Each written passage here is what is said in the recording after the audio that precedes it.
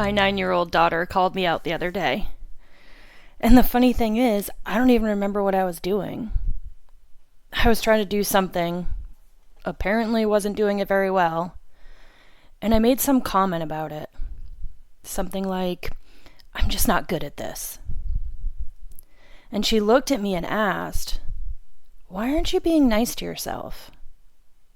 Well, I wasn't expecting that, because I didn't think I was being mean to myself. I wasn't upset. I wasn't beating myself up. I thought I was stating a fact. I'm not good at this. Except she didn't hear that. Welcome back to the Motivated Savages podcast, where we live bold, lead fearless, and ignite our path forward. I'm Jody Savage, and today we're going to spend some time with 3 little letters. Y-E-T. Yet. And this conversation actually came from one of you. A few days ago, I put a question out on Facebook. I asked people to give me a phrase that had stuck with them. Something they'd heard somewhere along the way, and for whatever reason, they still think about it.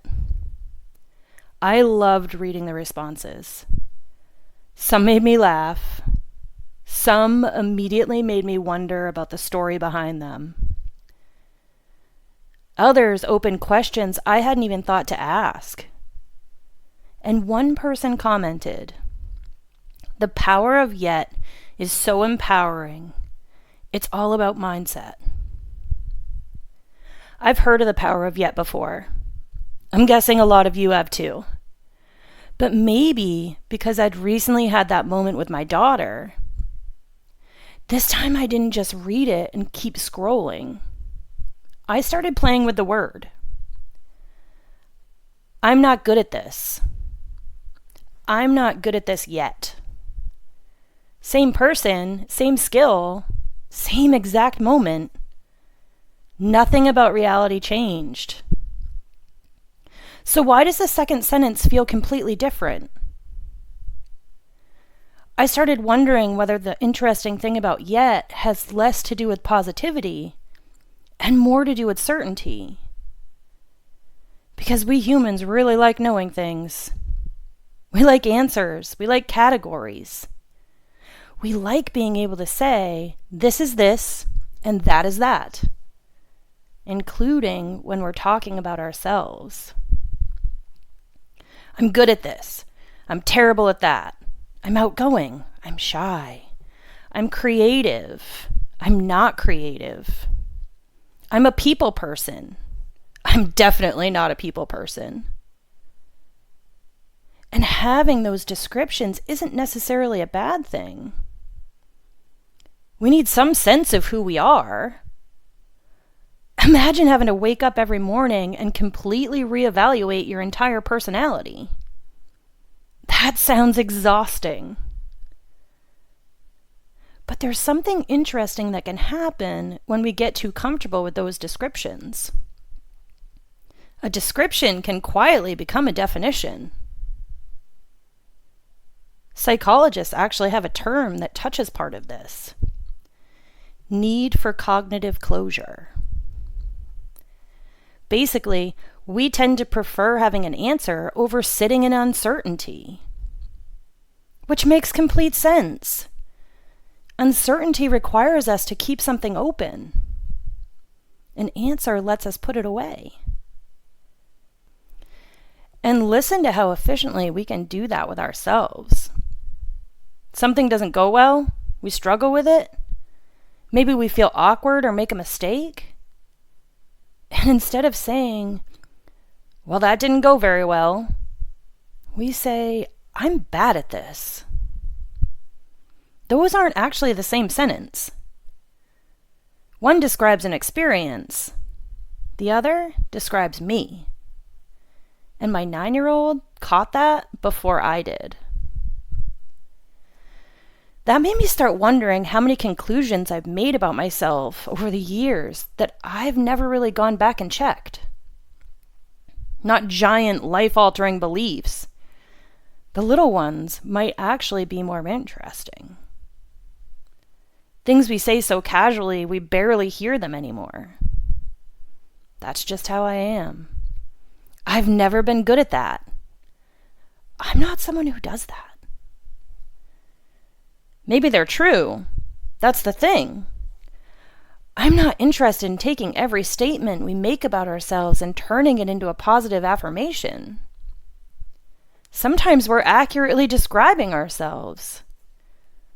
Sometimes we're not good at something. Sometimes we don't want to be. And sometimes we've tried something enough times to know, nope, not for me. But how often do we actually go back and check? Think about a version of yourself from years ago. Pick one. Not necessarily childhood. Maybe 10 years ago. Maybe 20. Picture where you lived. What an ordinary Tuesday looked like. Who you talked to every day. What mattered to you. What you worried about. What you thought you knew about yourself. Don't look at that person as a lesser version of you. They weren't. They were you, with less information. There were things they hadn't experienced, things they hadn't learned, things they hadn't changed their mind about, things life hadn't given them a reason to question. And some of the things that person was absolutely certain about, you know differently now. You've already outlived some of your conclusions. I love that. Not because every conclusion you make about yourself is wrong, but because you've already got evidence that some of them weren't permanent. You changed. Life changed. You learned something. You experienced something. Maybe you simply get older and saw the same thing differently. Whatever happened, something you once believed was settled wasn't. And suddenly, yet starts looking a little different. Because yet doesn't actually promise anything. That's important. It doesn't mean, don't worry, you'll definitely be amazing at it someday. That's not how life works. Sometimes the answer really is no. We aren't going to become good at something, or a dream changes. We realize we don't even want the thing we once thought we wanted. Sometimes continuing to say not yet keeps us waiting for something we've already been given enough information about. So maybe yet isn't always the right word either. And I think that's where this gets really interesting. How do we know when yet is leaving room for something to grow? And when it's keeping us from accepting what we already know? I don't have the perfect answer for that. I'm not sure there is one. But maybe that's exactly why it's worth asking. Because there's a difference between leaving something open because we genuinely don't know and refusing to close something because we don't like the answer. And then I realized we don't only do this to ourselves. We do it to other people. He's always been like that. She'll never change. That's just who they are. Again, sometimes those conclusions come from experience. Sometimes boundaries exist for very good reasons. But sometimes we're holding someone to a version of themselves that existed 5 years ago, 10 years ago, 20 years ago. And if I've already outlived some of my own conclusions about myself, I have to at least wonder, how many conclusions about other people have I outlived too? That's uncomfortable. Because certainty is convenient. People are much easier to understand when they stay in the boxes we put them in. We're easier to understand that way too. But people aren't static. Neither are we. And maybe that's why that Facebook comment stayed with me. I thought I understood the power of yet. It's positive, it's encouraging, it's hopeful. And yes, it can be all of those things. But now I'm wondering if there's something underneath all of that. Maybe yet requires humility. The humility to say, this is what I know about myself right now. This is what I know about this person right now. This is what I know about this situation right now. And I might not have all the information yet. Which brings me right back to my daughter. She wasn't trying to teach me about psychology. She wasn't thinking about cognitive closure. She wasn't giving me a lesson about identity. She's 9. She just heard her mom say, I'm not good at this, and wondered why I wasn't being nice to myself. Maybe she heard something in that sentence that I didn't. I thought I was describing what happened, but I wasn't. I was describing who I was.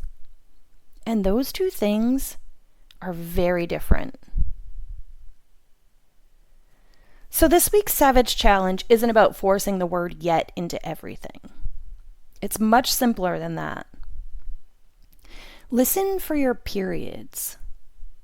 Catch one definitive statement you make about yourself this week. Something you've said enough times that you don't even really hear it anymore. Don't correct it. Don't turn it into an affirmation. Don't tell yourself you're wrong. Just get curious. Where did that belief come from? How long have you had it? What evidence supports it? And is there any evidence that doesn't? Then ask yourself, am I sure the period belongs there? Because maybe that's the real power of yet. It doesn't promise us a different ending. It doesn't tell us everything is possible. It doesn't even tell us we're wrong about who we are today. It simply leaves a little room for something humans aren't always very comfortable with. We don't know. And maybe we don't always need to. Maybe some sentences are allowed to remain unfinished. I'm Jody Savage, and this is the Motivated Savages podcast. Live bold, ignite your path. That's the Savage way. If this message resonated, share it with someone who might have a few periods of their own worth looking at. Together, we're building the Savage community, a movement of people choosing purpose, growth, and bold living.